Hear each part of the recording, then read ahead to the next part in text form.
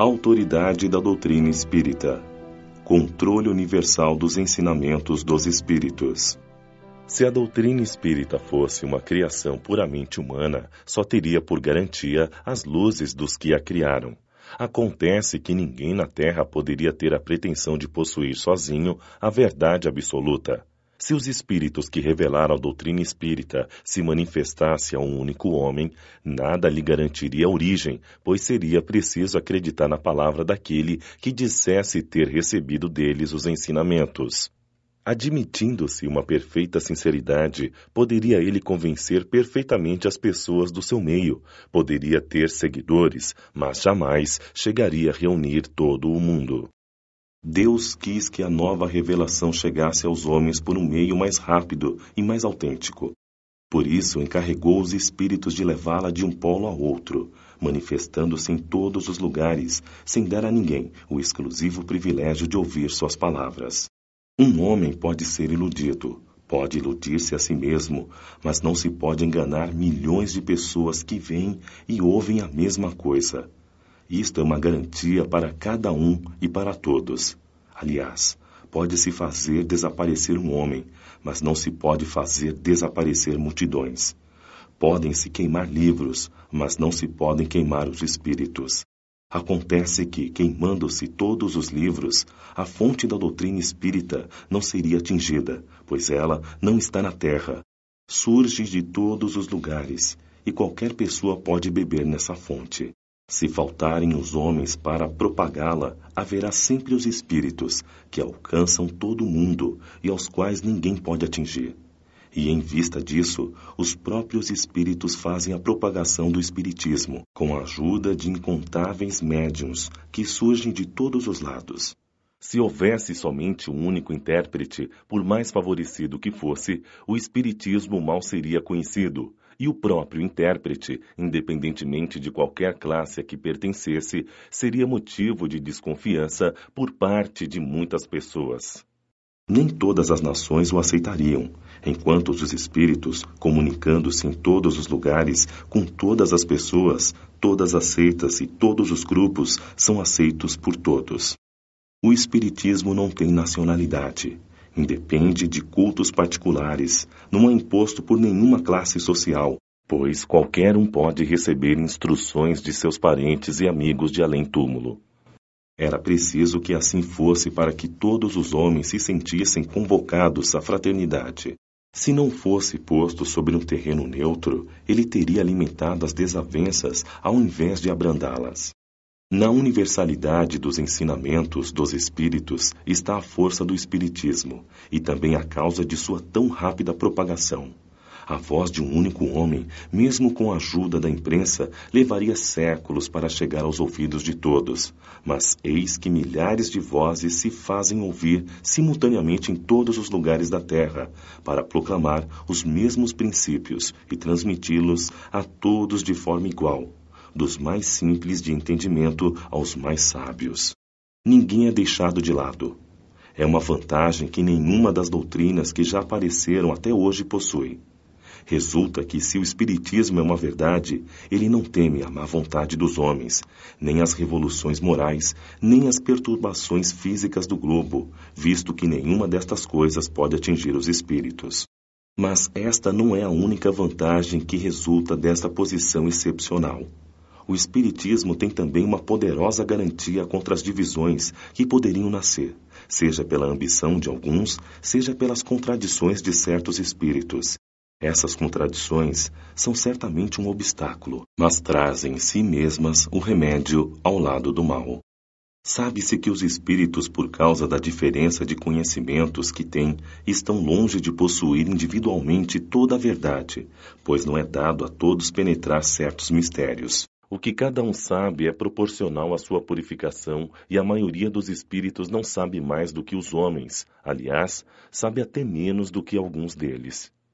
Há entre os espíritos, como entre os homens, presunçosos e pseudo-sábios, que creem saber o que não sabem, sistemáticos que tomam suas ideias como verdadeiras, e, enfim, os espíritos de ordem mais elevada que são completamente desmaterializados, os únicos despojados das ideias e preconceitos terrenos. Sabe-se também que os espíritos mentirosos não têm escrúpulos e se identificam com outros nomes para fazer aceitar suas utopias, ou seja, suas ideias fantasiosas.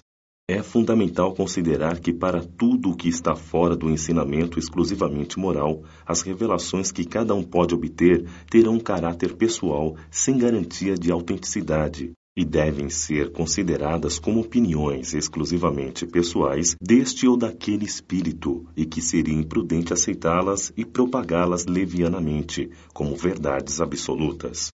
O primeiro exame ao qual é preciso submeter, sem exceção, tudo o que vem dos espíritos é, sem dúvida, o da razão.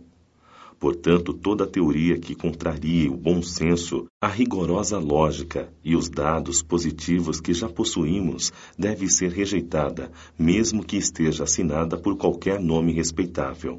Mas, em muitos casos, este exame ficará incompleto, em virtude da insuficiência de conhecimento de algumas pessoas e da tendência de muitos em considerar sua própria opinião como o único árbitro da verdade. Nesta situação, como procedem os homens que não confiam de forma total neles mesmos? Levam em consideração a opinião da grande maioria, tomando-a como guia.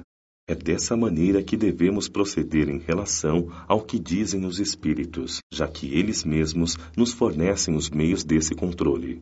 A concordância do ensinamento dos espíritos é, portanto, o melhor de todos os controles, mas ainda é preciso que ocorra em certas condições. A menos segura de todas é quando um único médium pergunta a muitos espíritos sobre algo duvidoso. É evidente que, se ele está sob o domínio de uma obsessão, ou se ele está em sintonia com um espírito mistificador, esse espírito pode lhe dizer a mesma coisa sob nomes diferentes. Não há também uma garantia suficiente na concordância que se pode obter pelos médiuns de um único centro, pois podem estar todos sob a influência de mistificadores. A única garantia séria do ensinamento dos espíritos está na concordância que exista entre as revelações feitas espontaneamente, servindo-se de um grande número de médiuns, estranhos uns aos outros em diversos lugares. Compreende-se que não se trata aqui de comunicações relativas a interesses secundários, mas das que se referem aos princípios básicos da doutrina espírita. A experiência demonstra que quando um princípio novo deve ser revelado, ele é ensinado espontaneamente, em diferentes lugares ao mesmo tempo e de uma maneira idêntica, se não pela forma, pelo menos pelo conteúdo.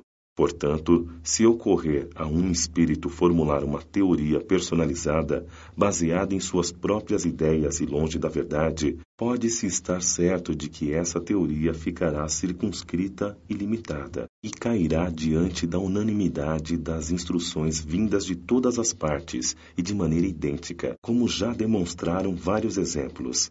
É esta unanimidade que fez cair todas as teorias parciais que surgiram na origem do Espiritismo, época em que cada um explicava os fenômenos à sua maneira, antes mesmo que se conhecessem as leis que regem as relações do mundo visível com o mundo invisível. Esta é a base em que nos apoiamos para formular um princípio da doutrina. Não é porque esteja de acordo com as nossas ideias que o damos por verdadeiro. Não nos colocamos de modo algum como árbitro supremo da verdade e não dizemos a ninguém: acreditai em tal coisa, pois estamos vos dizendo.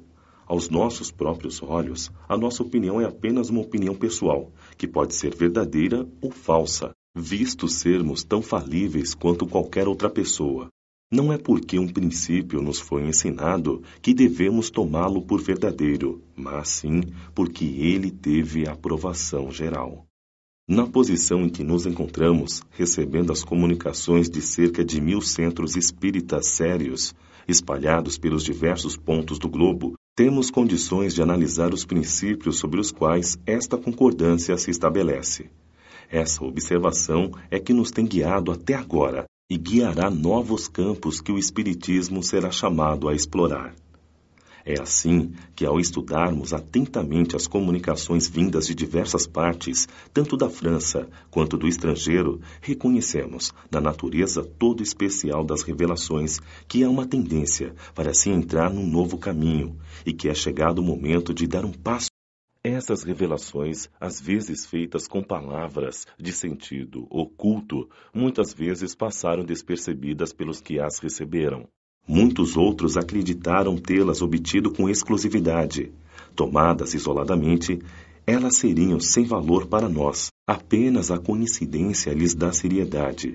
Depois, chegado o momento de revelá-las à luz da publicidade, cada um se lembrará de ter recebido instruções do mesmo teor. É este o movimento geral que observamos e estudamos, com a assistência de nossos guias espirituais que nos auxiliam a julgar a oportunidade de fazermos ou não alguma coisa. Este controle universal é uma garantia para a unidade futura do Espiritismo e anulará todas as teorias contraditórias. É nele que se encontrará, daqui para frente, o critério da verdade. O que fez o sucesso da aceitação da doutrina espírita, formulada em O Livro dos Espíritos e em O Livro dos Médiuns, foi que, em toda parte, cada um pôde receber diretamente dos espíritos a confirmação dos ensinamentos que estes livros contêm. Se os espíritos tivessem vindo de todos os lugares a contradizê-los, estes livros teriam já há muito tempo sofrido o destino de todas as criações fantasiosas. O próprio apoio da imprensa nos salvaria do naufrágio. Mas, embora não tendo contado com esse apoio, eles rapidamente abriram seus caminhos e avançaram com segurança. Isso ocorreu porque tiveram o apoio dos espíritos, cuja boa vontade compensou, em muito, a má vontade dos homens. Assim será com todas as ideias, vindas quer dos espíritos, quer dos homens, que não puderem suportar a prova deste confronto, cujo poder não há quem possa contestar. Suponhamos, portanto, que agrade a alguns espíritos ditar, com um título qualquer, um livro de sentido contrário. Suponhamos ainda que, com uma intenção agressiva, com a finalidade de desacreditar a doutrina espírita, a malevolência faça surgir comunicações apócrifas, ou seja, falsas, sem autenticidade. Que influência poderiam ter esses escritos se são desmentidos em todos os lugares pelos espíritos? É da adesão destes últimos que seria preciso se certificar antes de se lançar um sistema em seu nome. Do sistema de um só ao de todos, existe a distância que vai da unidade ao infinito. Que poder teriam até mesmo todos os argumentos dos difamadores sobre a opinião das massas, se milhões de vozes amigas, vindas do espaço, vêm de todos os cantos do universo e no seio de cada família, contradizendo os difamadores e confirmando os princípios espíritas com clareza? A experiência sobre este assunto já não confirmou a teoria em que se transformam todas essas publicações que deveriam supostamente destruir o espiritismo? Qual foi a que, pelo menos, lhe diminuiu a marcha? Até hoje, não se tinha prestado a devida atenção a essa questão sob este ponto de vista, sem dúvida, um dos mais sérios e importantes. É que cada um desses difamadores contou consigo mesmo, mas não contou com os espíritos. O princípio da concordância é ainda uma garantia contra as alterações que o espiritismo poderia sofrer pelas seitas, que quisessem se apoderar dele em seu proveito e acomodá-lo a seu bel prazer. Quem quer que tentasse fazê-lo, desviá-lo do seu objetivo providencial, fracassaria, pela simples razão de que os espíritos, pela universalidade de seus ensinamentos, farão cair por terra toda modificação que se desvie da verdade. De tudo isso resulta uma verdade fundamental. É que aquele que quisesse se colocar contra a corrente de ideias estabelecidas e aprovadas poderia causar uma pequena perturbação, local e momentânea, mas jamais dominar o conjunto no presente momento, e muito menos no futuro. Disso ainda resulta que as instruções dadas pelos espíritos sobre os pontos da doutrina espírita, ainda não elucidados, não se tornarão lei, mas ficarão isoladas e, por conseguinte, apenas devem ser aceitas, com todas as reservas e a título de esclarecimento. Daí a necessidade de se dedicar a maior prudência em lhes dar publicidade, e no caso de acreditar no ser útil publicá-las, é importante apenas apresentá-las como opiniões individuais, mais ou menos prováveis, mas tendo, em todos os casos, necessidade de confirmação. É preciso obter esta confirmação antes de apresentar um princípio como verdade absoluta, se não quisermos ser acusados de leviandade ou decredulidade irrefletida. Os espíritos superiores procedem, mas suas revelações, com extrema prudência e sabedoria. Eles só abordam grandes questões da doutrina espírita gradualmente, à medida que a inteligência do homem esteja apta para compreender as verdades de uma ordem mais elevada e quando as circunstâncias sejam propícias para a emissão de uma nova ideia. É por isso que, desde o princípio, eles não disseram tudo, e até agora ainda não disseram, nunca cedendo à impaciência das pessoas muito apressadas, que querem colher os frutos antes do tempo. Seria inútil, pois, querer adiantar-se o tempo designado a cada coisa pela providência.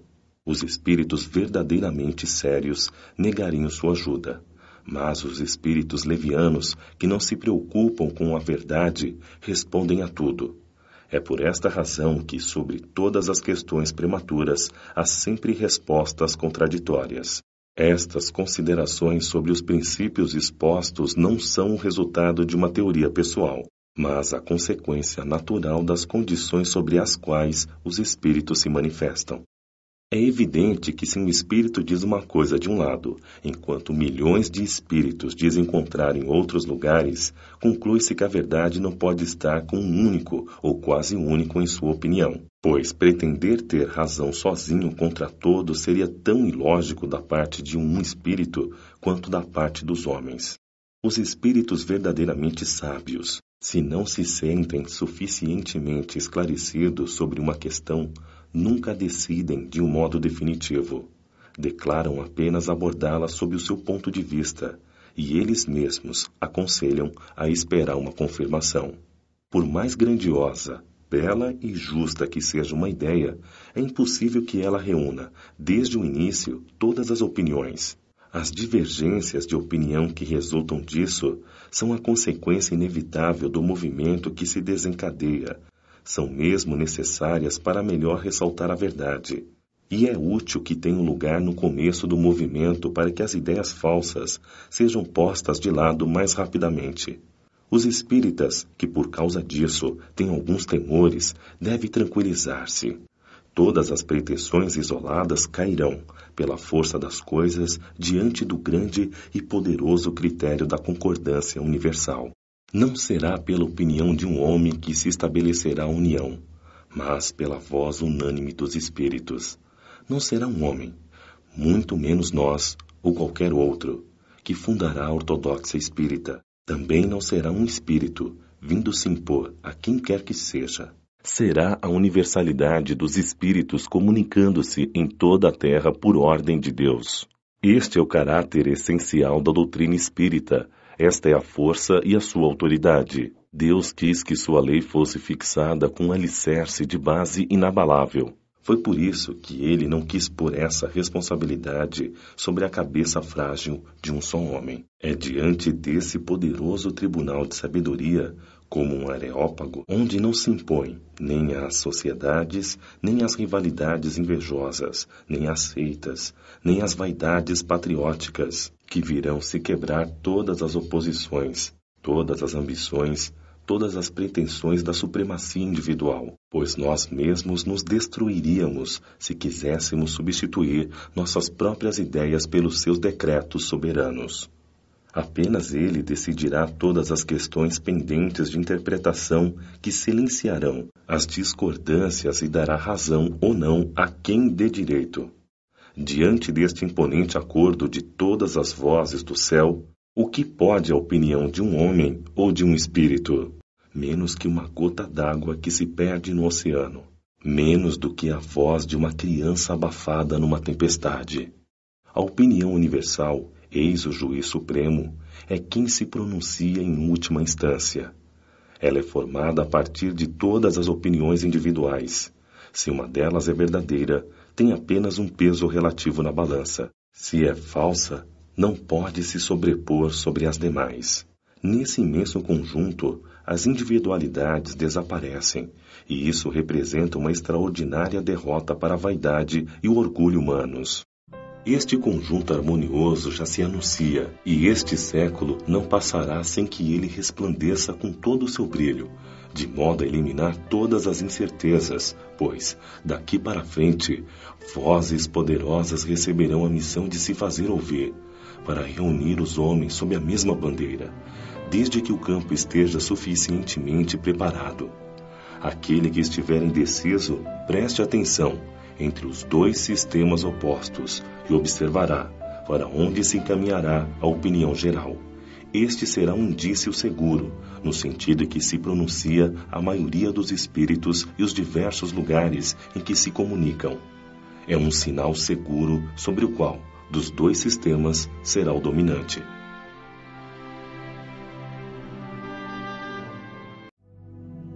Notas históricas.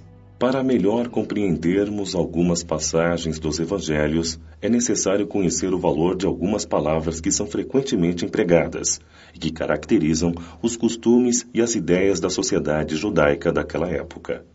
Essas palavras, não tendo para nós o mesmo sentido, foram muitas vezes mal interpretadas e, por isso mesmo, geraram algumas incertezas. A compreensão exata de sua significação explica, além disso, o sentido verdadeiro de alguns ensinamentos de Jesus, que parecem estranhos no primeiro momento. Samaritanos. Após a separação das 10 tribos, Samaria passou a ser a capital do reino que se tornou independente de Israel. Destruída e reconstruída muitas vezes, ela foi, sob o Império Romano, a sede política de Samaria, uma das 4 divisões da Palestina. Herodes, chamado Grande, embelezou-a com suntuosos monumentos e, para agradar a Augusto, imperador romano, deu-lhe o nome de Augusta, em grego, Sebasté. Os samaritanos estiveram quase sempre em guerra com os reis de Judá. Uma aversão profunda que datava da separação eternizou-se entre os dois povos, que deixaram de lado todas as relações de amizade e convivência. Os samaritanos, para tornar a separação mais profunda e não ter de ir a Jerusalém para a celebração das festas religiosas, construíram um templo particular e adotaram algumas reformas. Eles só admitiam o Pentateuco, contendo a lei de Moisés, e rejeitavam todos os demais livros que lhe foram anexados posteriormente. Seus livros sagrados eram escritos em caracteres hebraicos, da mais alta antiguidade. Aos olhos dos judeus ortodoxos, eles eram heréticos e, por isso mesmo, desprezados, amaldiçoados e perseguidos. A rivalidade entre as duas nações tinha, pois, como único princípio a divergência das opiniões religiosas, embora suas crenças tivessem as mesmas origens. Eles eram os protestantes daquela época. Ainda hoje se encontram samaritanos em algumas regiões do Oriente, especialmente em Nablus e Jaffa. Seguem as leis de Moisés com mais rigor que os outros judeus e só celebram casamentos entre si. Nazarenos. Nome dado na antiga lei aos judeus que faziam votos por toda a vida, ou apenas por um certo tempo, de conservar-se em pureza perfeita. Eles adotavam a castidade, a abstinência de bebidas alcoólicas e a conservação de sua cabeleira. Sansão, Samuel e João Batista eram nazarenos. Mais tarde, os judeus deram esse nome aos primeiros cristãos por causa de Jesus de Nazaré. Esse também foi o nome de uma seita herética dos primeiros séculos da era cristã, semelhante à dos ebionitas, dos quais adotavam alguns princípios, misturava as práticas das leis de Moisés aos dogmas cristãos. Essa seita desapareceu no IV século. Publicanos. Eram chamados desse modo na antiga Roma, os cobradores das taxas públicas, encarregados da cobrança de impostos e das rendas de toda espécie, seja na própria Roma, seja nas outras partes do império. Assemelhavam-se aos cobradores de impostos gerais e aos contratantes do antigo regime na França e aos que ainda existem em algumas regiões. Os riscos que corriam faziam com que se fechassem os olhos diante das riquezas que muitas vezes conseguiam e que para muitos dentre eles eram produto de cobranças e benefícios escandalosos. O nome publicano se estendeu mais tarde a todos os que lidavam com dinheiro público e aos agentes subalternos. Hoje, essa palavra tem um sentido de ofensa para designar os financistas e os agentes de negócios pouco escrupulosos. Disse algumas vezes, ávido como publicano, rico como publicano, referindo-se a uma fortuna de origem duvidosa. Na época da dominação romana, uma das maiores dificuldades que os judeus tiveram foi de aceitar um imposto, o que mais causava irritação entre eles. Daí resultaram muitas revoltas e o assunto tornou-se uma questão religiosa, pois o encaravam como sendo contrário à lei. Formou-se, então, um partido poderoso à frente do qual estava um certo Judas, conhecido como Gaulonita, que tinha por princípio o não pagamento do imposto. Os judeus tinham, portanto, horror a essa cobrança e a todos os que eram encarregados de recebê-la. Daí sua aversão aos publicanos de todos os lugares, entre os quais podíamos encontrar pessoas muito estimadas, mas que, em razão de suas funções, eram desprezadas, assim como os que tinham relações com eles eram considerados na mesma desaprovação. Os judeus distintos acreditavam se comprometer se tivessem relações de intimidade com eles. Peageiros eram os cobradores de baixa categoria encarregados principalmente da cobrança dos pedágios nas entradas das cidades. Suas funções assemelhavam-se à dos alfandegários e à dos cobradores de taxas sobre mercadorias. Sofriam a reprovação dirigida aos publicanos em geral. É por esta razão que no Evangelho encontra-se frequentemente o nome de publicano, associado ao de pessoa de má vida. Esta classificação não se referia às pessoas devassas ou aos vagabundos. Era um termo de menosprezo, sinônimo de pessoas de má companhia, indignas de se relacionar com pessoas de bem. Fariseus, do hebraico parashi, divisão, separação. A tradição constituía uma parte importante da teologia judaica. Consistia na reunião das sucessivas interpretações dadas sobre o significado das Escrituras e que haviam se tornado artigos de dogma. Entre os doutores, isto era motivo de intermináveis discussões, falando-se na maioria das vezes de simples questões de palavras ou de formas parecidas com as disputas teológicas e com as sutilezas da escolástica da Idade Média. Surgiram daí diferentes seitas, e cada uma pretendia ter a exclusividade da verdade, e como quase sempre acontece, detestando-se cordialmente umas às outras. Entre estas seitas, a mais influente era a dos fariseus, que teve por chefe Hilel, doutor judeu nascido na Babilônia, fundador de uma escola célebre, onde se ensinava que a fé só era dada pelas Escrituras. Sua origem remonta ao ano de 180 ou 200 a.C. Os fariseus foram perseguidos em diversas épocas, notadamente sob os domínios de Hircânio, sumo pontífice e rei dos judeus, Aristóbulo e Alexandre, reis da Síria. Entretanto, este último, tendo devolvido suas honras e seus bens, fez com que eles retomassem o poder, conservando-o até a ruína de Jerusalém no ano 70 da era cristã, época em que os fariseus desapareceram em consequência da dispersão do povo israelita. Os fariseus tinham um papel ativo nas discussões religiosas, cumpridores rigorosos das práticas exteriores do culto e das cerimônias, cheios de um zelo ardente de partidarismo, inimigos dos inovadores, eles fingiam ter uma grande severidade de princípios, mas, sob as aparências de uma devoção meticulosa, escondiam costumes corruptos, muito orgulho e, acima de tudo, um desejo excessivo de dominação.